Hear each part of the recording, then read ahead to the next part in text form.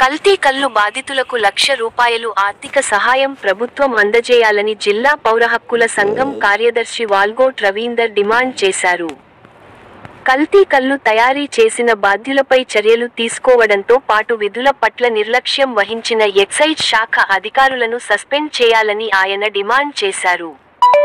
బాన్సువాడ నియోజకవర్గంలోని ఇటీవల కల్తీ కల్లు సంఘటనపై నిజామాబాద్ జిల్లా పౌరహక్కుల సంఘం నాయకులు నస్రుల్లాబాద్ మండలం దుర్కి, అంకోల్, సంగెం, దామరంచ గ్రామాల్లో పర్యటించి కల్లు బాధితులను మరియు అధికారులను కలిసి వివరాలు సేకరించినట్లు తెలిపారు.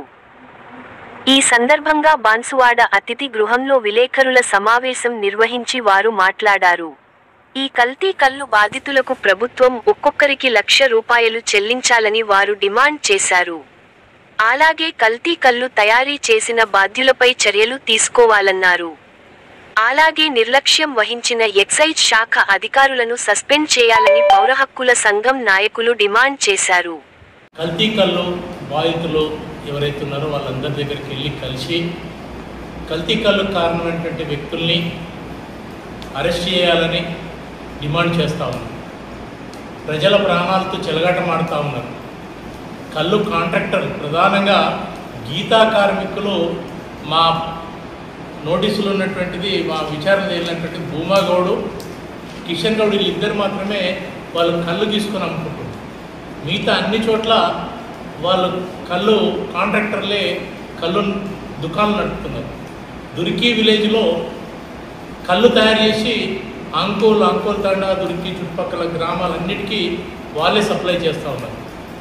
ఇక్కడ కళ్ళు అసలు గీయడం అనేటటువంటిది 10% కూడా లేదనేది మా విచారణ తెలియదు. చెట్లు ఉన్నప్పటికీ కూడా కళ్ళు కార్మికులు పెట్టి గీయించట్లేదు. కాంట్రాక్టర్లు ఆ కళ్ళు గీత కార్మికులతో కళ్ళు గీయిస్తే ఎక్కువ ఖర్చు అవుతుంది కనుక ఈ మత్తు వల్ల తక్కువ ఖర్చుతోని ఎక్కువ కళ్ళు నమ్ముకోవచ్చు, ఎక్కువ లాభాలు సంపాదించాలనే ఉద్దేశంతో ఇది జరుగుతూ ఉంది. ప్రజల ప్రాణాలతోని ఆడుకుంటా ఉన్నారనేది మా విచారణ తేలింది. దీనికి మొత్తం ప్రభుత్వం బాధ్యత వహించాలి. కాళ్ళు గీత కార్మికుల హక్కుల్ని రక్షించుకుంటూనే వాళ్ళకు సంబంధించినటువంటిది పద్ధతి ప్రకారంగా లైసెన్సులు ఇచ్చి చెట్లు కేటాయించి వాళ్ళకు సంక్షేమ పథకాలు అమలు చేస్తూనే అదే క్రమంలో ప్రజలకు స్వచ్ఛమైన కళ్ళుని అందించాల్సిన బాధ్యత ప్రభుత్వం మీద ఉంది. ప్రభుత్వము దాని పర్యవేక్షణ చేయాల్సిన అవసరం ఉంది. ఈరోజు మత్తులో మునిగినటువంటి ఎక్సైజ్ శాఖ అటు ముఖాన పోకుండా ఆ వాళ్ళు ఇచ్చిన ఎవరైతే కళ్ళు కాంట్రాక్ట్లు ఇచ్చినటువంటి షాంపుల్స్ తీసుకొని వాటిని టెస్ట్ల కోసం పంపిస్తున్నారో వాస్తవంగా సప్లై అయ్యేటటువంటి కళ్ళు వేరే ఉంటుందనేది ఇది జగమెరిగిన సత్యం. దీన్ని ప్రభుత్వం సీరియస్గా తీసుకోవాలి. ప్రజల జీవితంతో ఆటలాడుకుంటే ఊరుకునే లేదు.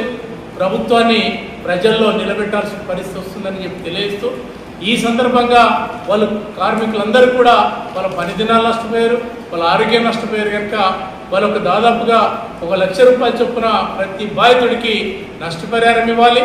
తక్షణమే NDPS యాక్ట్ కింద కేసు నమోదు చేశారు. ఇద్దరి మీద నమోదు చేశారు, సురేందర్ గౌడ్ అండ్ లక్ష్మా గౌడ్ మీద. అది కాకుండా దాన్ని నమ్ముతున్నటువంటి నాగార్జున గౌడ్ కూడా ఉన్నాడు దీంట్లో, ఆయనను కూడా అరెస్ట్ చేయాలి.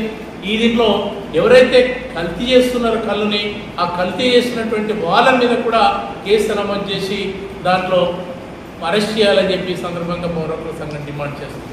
ఎక్సైజ్ శాఖ పూర్తిగా నిర్లక్ష్యం ఉంది. దీనికి సంబంధించినటువంటి ఎక్సైజ్ శాఖ SI, CI వీళ్ళందరినీ కూడా సస్పెండ్ చేయాలనేటటువంటిది కూడా ఈ సందర్భంగా డిమాండ్ చేస్తుంది.